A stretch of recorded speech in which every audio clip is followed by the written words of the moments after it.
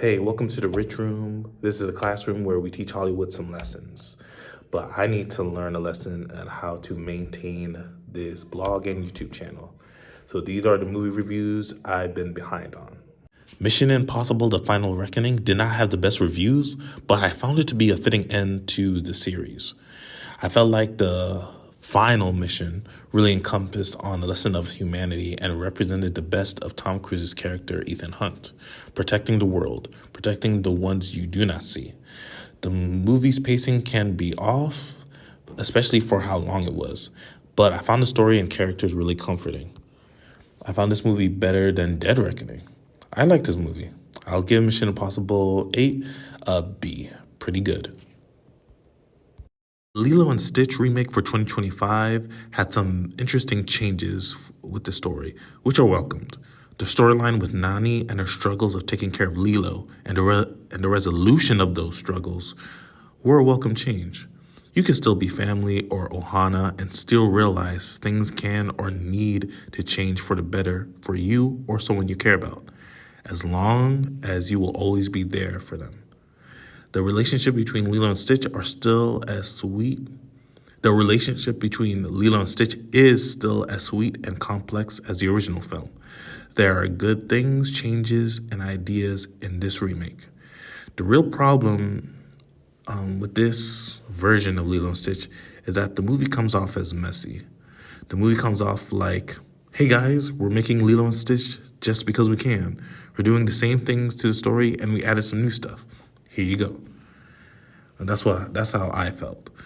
There's a lack of strong identity to the remake of this remake.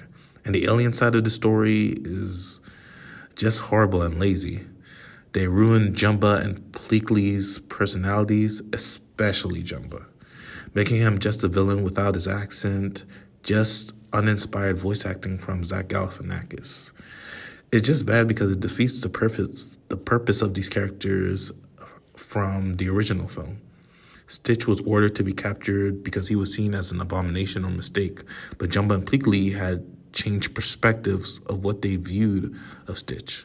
In the original film, Gantu was the main antagonist, and he was all about completing the mission and proving to the Galactic Council that he could capture Stitch without seeing the growth Stitch had while living with Lilo.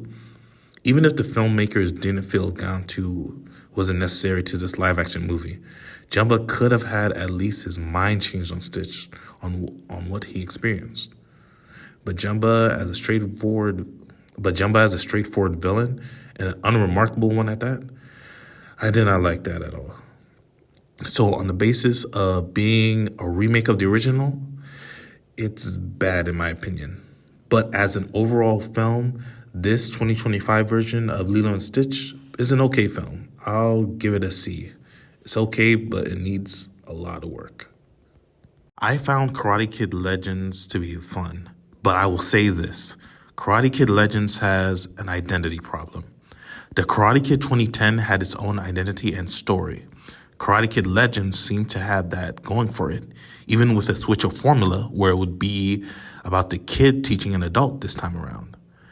But Sony saw Cobra Kai being successful on Netflix and wanted to bank on the nostalgia and success of all these versions in the Karate Kid franchise. The original Karate Kid, Jaden Smith's Karate Kid, and Cobra Kai, and trying to have this crossover event with bringing both Jackie Chan and Ralph Macchio into this movie. From a viewer standpoint, it seems that this was added into the script later rather than being naturally part of the story. So, to reiterate, this movie has an identity problem in which it seems two movies are trying to coincide with each other. Another problem is the film style of editing between scenes and certain fights. It comes across as whiplash rather than stylistic. However, this film is still fun, emotional, heartwarming, and eccentric as every other Karate Kid entry. The new faces and world they introduce, as well as old faces and worlds we have seen, is a very good mix of character interaction and growth. This movie gets a B+. This movie gets a B-. Quite good, but could have been better. Megan 2.0 was fun and funny with how outrageous the story and the characters got. It was very creative in its plot lines and a bit reflective on what is going on in the world with the growth of AI in our society. But I just felt like Megan 2.0 lost the plot on what made the first movie so special. The original Megan was a more intimate story about how technology or AI cannot replace human interaction.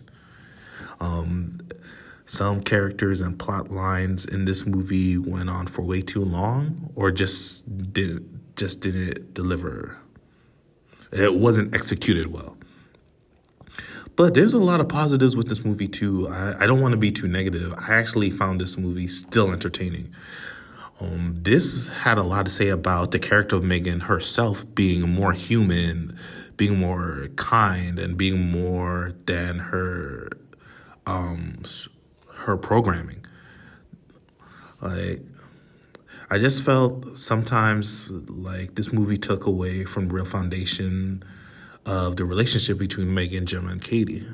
But there's another positive to this too. Like this Amelia android taking over the world, and the whole like thread around that storyline, it made those characters grow as well. Katie, Gemma, and Megan learned a lot about what they could do for the world and what they could do for each other based on what happened in the sequel. Megan 2.0 had me feeling a lot of things, but it's still a good movie. Megan 2.0 was pure chaos and fun and still reflective of the world we have today. Even with my mixed emotions on this, I'm going to give Megan 2.0 a B. Pretty good. Elio was great. These plot lines are groundbreaking for an animated movie. We can see how peculiar and lonely our main character is and the result of his parents' death, with his comfort being only in his hobby of reaching communications with aliens. The film is smart to let us know how the lack of interaction and connectivity is affecting Elio the character and the people around him, especially his aunt Elga who took him in. He is hurting and lonely, but Elio the character also learns through this alien abduction plotline, and even though the aliens are giving him praise, is that he needed to give people on Earth a chance, despite how weird and peculiar he is, despite all his differences. And with both the human element and the alien side of the storylines, he learns that there is a responsibility of being honest of who you are as an individual, because people, especially family, know you for what you truly are. I can't spoil these storylines on how they present these concepts for those who haven't seen it yet, because based on the box office, a lot of you haven't seen it yet. I'll just say these adult characters know their children very well. There are moments of the film that will really help children, parents, and any person on how to connect through hardships through these lighthearted yet deep characters like our titular character, Elio. The only negative I will give this movie is that they could have given more character development on more alien characters, not just the main two of Gordon and his father, which are both good characters, but give more development on the other alien characters too. They could have been as well written as the human element in the story. I really wish Elio was doing better than how it's doing at the box office now. If you still haven't had a chance to see the movie, go see it. Give it a chance. I'll give Elio an A-. Great emotional story told in this sci-fi comedy drama. I'm going to try to be up to date next time. Thank you guys for listening.